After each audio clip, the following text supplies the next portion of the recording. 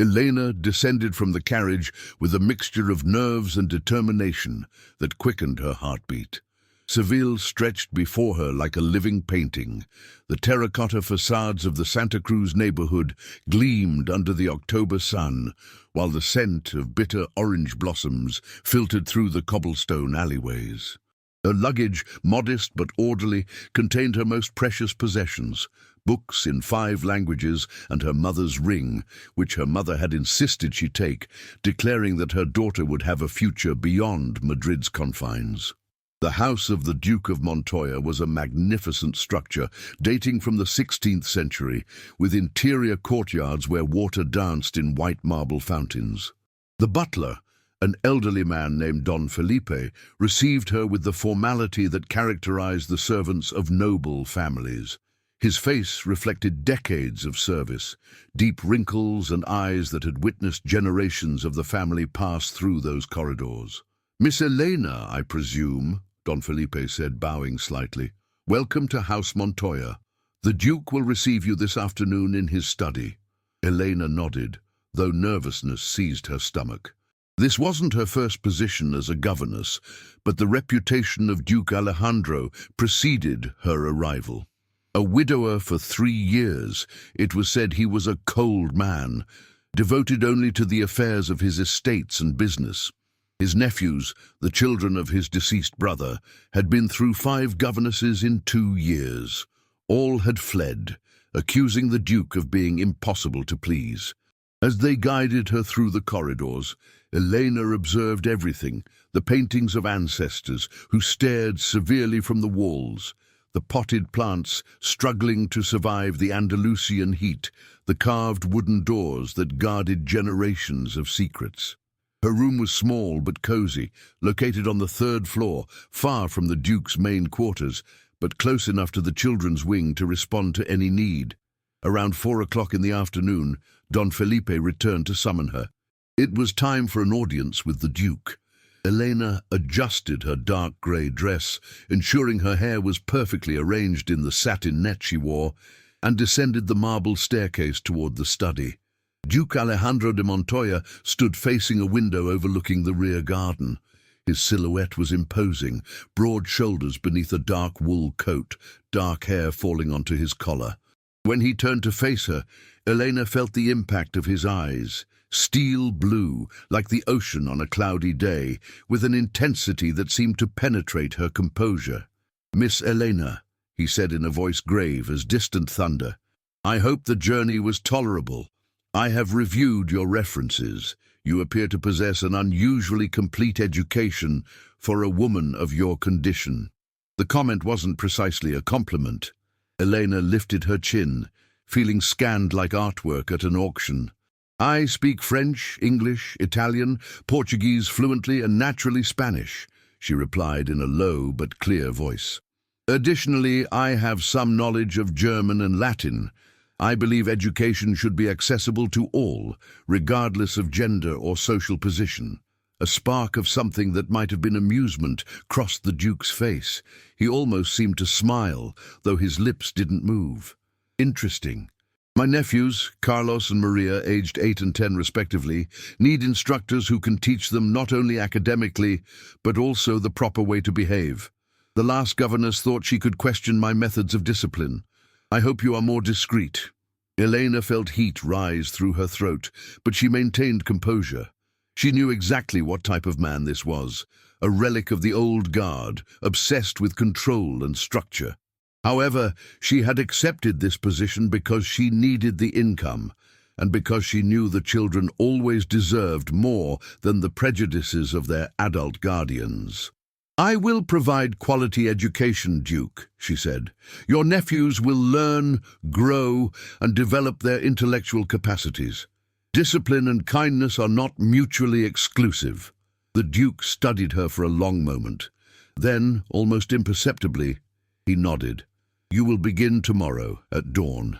The children breakfast at 7 in the daily dining room. You may prepare your first study plan based on what you consider necessary, but it must be submitted for my approval." With those words, the Duke turned back to the window, his back to her.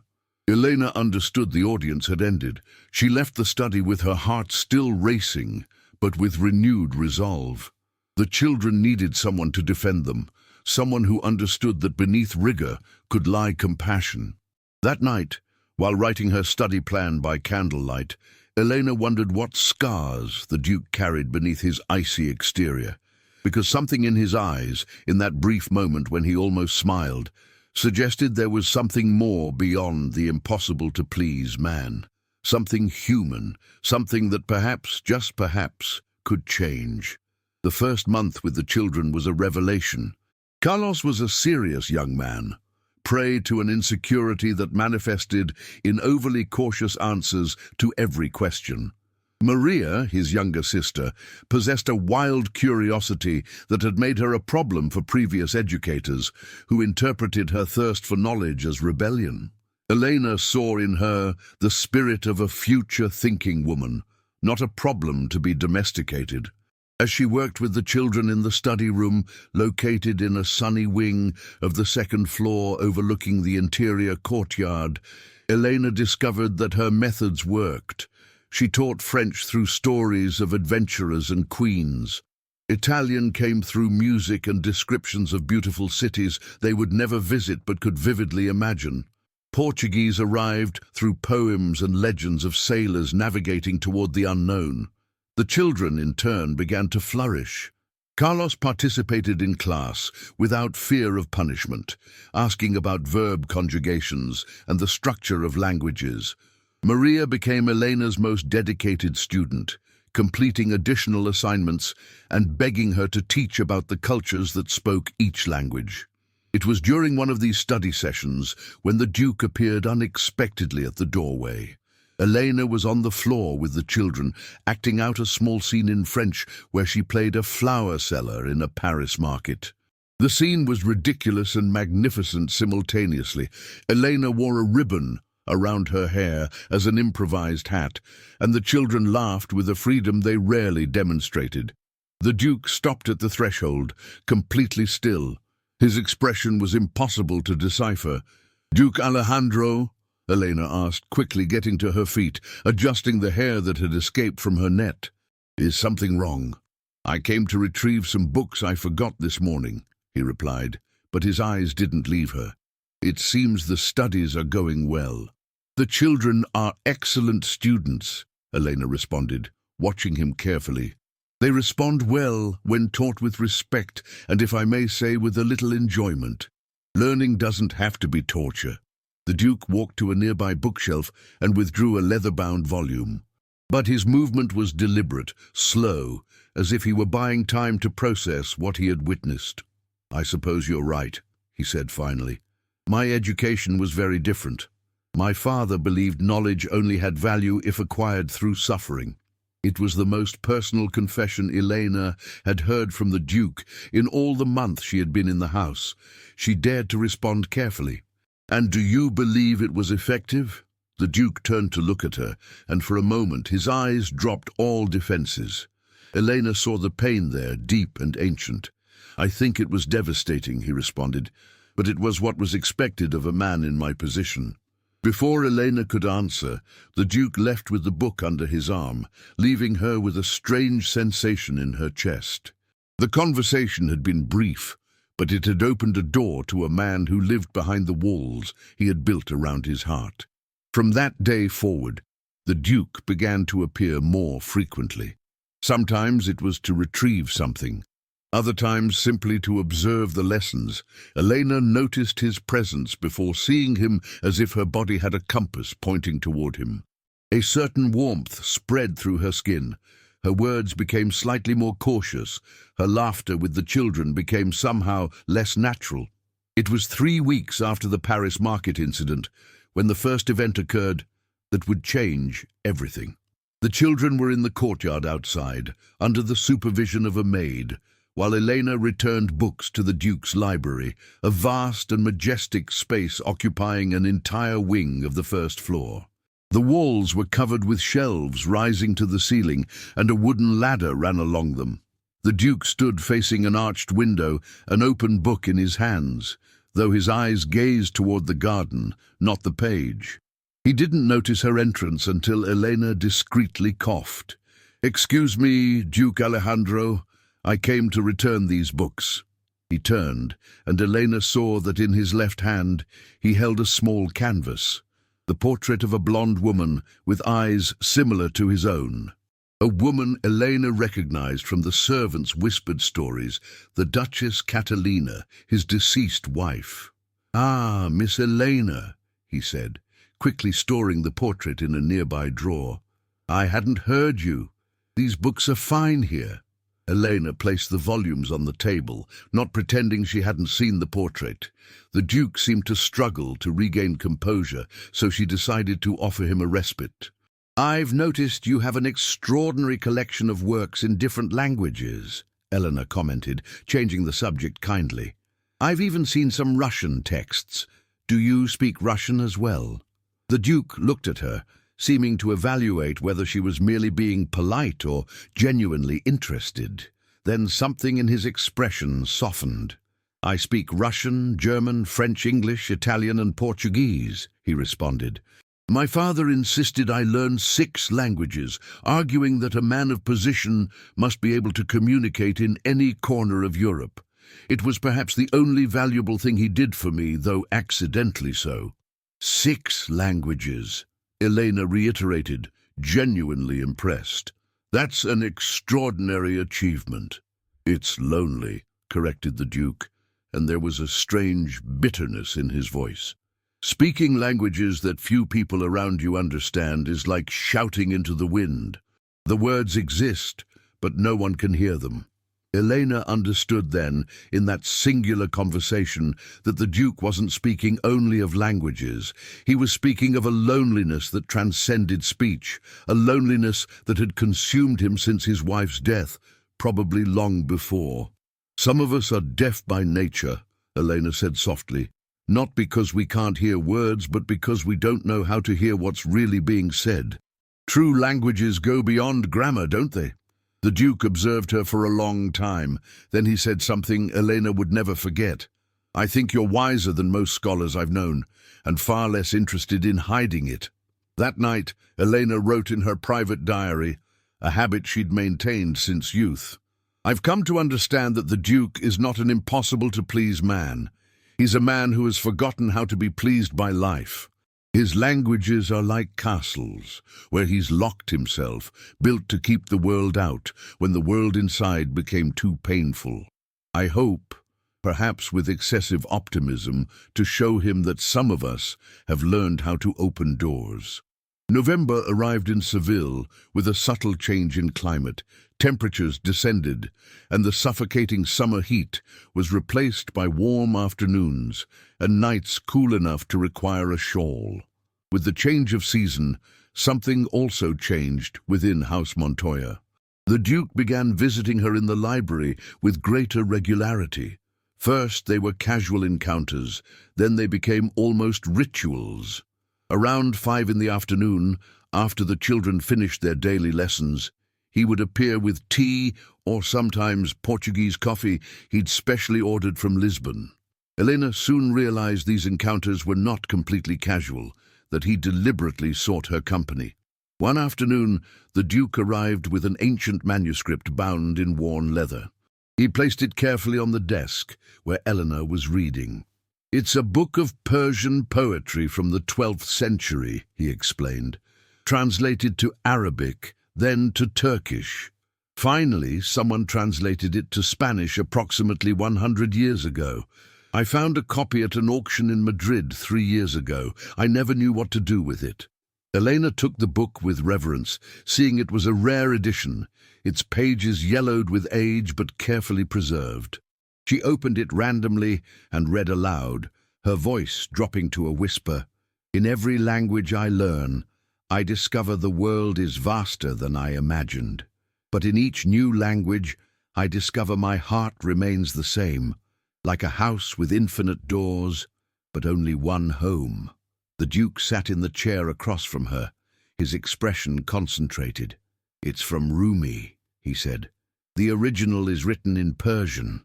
Most of his work reaches us through translations. Someone, somewhere, had to learn Persian, Arabic, Turkish and Spanish just to allow his words to reach me. Even then, I'm sure something of the original essence was lost along the way. But something new was also gained, Elena replied. Each translation adds the translator's voice, their concerns, their obsessions, their way of seeing the world. Rumi wasn't merely interpreted, he was rediscovered by each person who dared to carry him to a new language. The Duke leaned forward, his elbows on his knees, his hands clasped.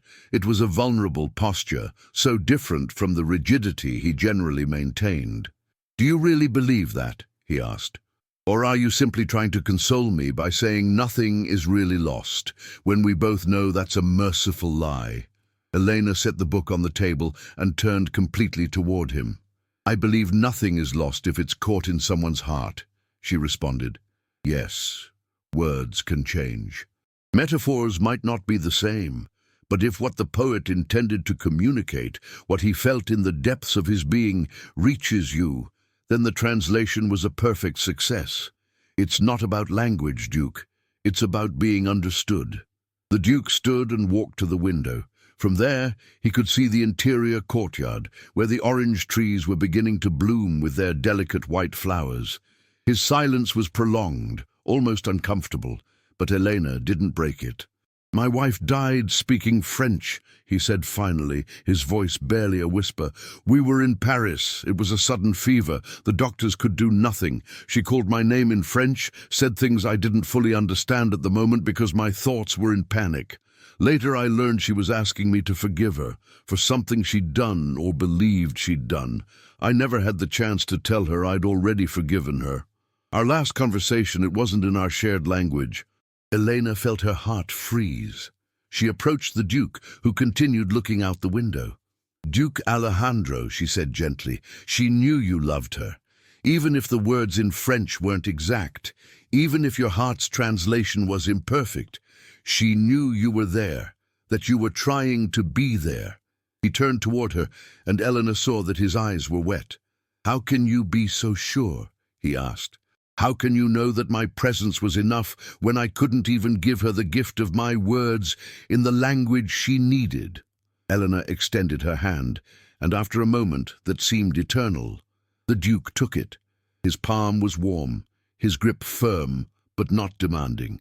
"Because love doesn't translate, Duke," she responded. It's felt in presence, in touch, in the desperation of being there, even when there aren't enough words. She felt that you were there. That was the truth in any language." They remained like this, standing near the window with the sunset painting the Sevillian sky orange and rose, their hands united. Elena didn't know at what moment the nature of their encounter changed, at what moment it transformed from comforting to something deeper, but she felt it like a door opening in both their hearts. The Duke raised his other hand and gently touched Elena's face, his fingers tracing the line of her cheek as if reading an unknown tongue, trying to understand it through pure contact. "You are dangerous," he murmured, "more dangerous than I imagined. You know exactly where the heart is and exactly how to speak to it." "It's not my intention to be dangerous," Elena responded, her voice trembling. "I'm only trying to be honest. Something I haven't heard many people be in this house." The Duke inclined his head, and in that moment, Elena knew he was about to cross a line that, once crossed, would change everything. But before their lips could meet, a noise in the hallway separated them abruptly. It was Don Felipe, approaching with candles to light the library as evening deepened. The Duke withdrew reluctantly, recovering his composure as if placing a mask over his face. "Thank you for the conversation, Miss Elena," he said formally, though his eyes still glowed with what had almost happened. "And thank you for understanding about Catalina. No one has allowed me to speak of her in 3 years." Elena nodded, unable to speak. When the Duke left, she remained in the library, trembling, knowing something fundamental had changed. She didn't know if this was the beginning of something beautiful or the start of an inevitable disaster. The weeks that followed were a complicated ballet of approach and retreat. The Duke couldn't allow himself to be completely honest about his feelings. His social position forbade it. Elena, for her part, was constantly aware of her status as an employee. But their encounters became more frequent, more intense, charged with conversations that bordered on the forbidden. One night in early December, when the children were already asleep and the house had sunk into the silence that only exists in ancient mansions, Eleanor was intercepted in the corridor by the Duke. He wore a cloak over his shoulders, preparing to venture into the garden despite the cold, a habit she had developed to clear her thoughts. "Walk with me," he requested, not as an order, but as a plea. Together, they went out into the nocturnal garden of House Montoya. December temperatures made the air crisp, almost painful to inhale. The flowers had withdrawn into themselves, waiting for spring. But the orange trees still held their bright fruits, small natural lamps in the darkness. "I must send you away," the Duke began, walking among the bushes. "It's the right thing, it's what I must do." Eleanor felt her heart sink. "Have I done something wrong in my duties with the children?" she asked, though she knew that wasn't the real reason. "No, Carlos and Maria have never been better. They're happy, they're learning, but that's not what matters to me right now, and that's exactly the problem," replied the Duke, turning toward her. "What matters to me is your name, how you breathe, how your smile transforms an entire room from sadness to light. And I can't allow myself to care about that, Elena." It was the first time he had called her by her name without the title of Miss. "Why can't we?" she asked. "Why can't we simply—" "Simply what?" he interrupted, frustrating himself. "Violate all social conventions, ruin your reputation, make you the Duke's mistress, dependent on my whim, with zero legal protection if I decided to tire of you? You're an educated woman, Elena. You know how that would end." "I know how it would end if we didn't care about the outcome," Elena replied. "But what if we did care? What if we found another way?" The Duke laughed, but it was a bitter, broken sound. "What other way exists? I'm a duke. I cannot marry a governess. It would ruin my family, face scandal from high society. My cousins would covet my lands and titles." "Then we'll lie," Elena said, surprising herself with her audacity. "We'll say you're the daughter of a Portuguese merchant, that your family has connections in Lisbon, that your education came through travels across Europe. We'll create a story that no one can verify but everyone will accept because they want to believe it." The Duke stared at her fixedly, as if seeing an unknown woman. "Are you suggesting I marry you under false pretenses?" "I'm suggesting we play the role our hearts need us to play," Elena responded. "Duke, in the past months, I've seen there's a man behind that title. A man who speaks 6 languages because he was forced to. A man who learned loneliness like it was an academic subject. A man who looks at his nephews as if wishing he could be better for them.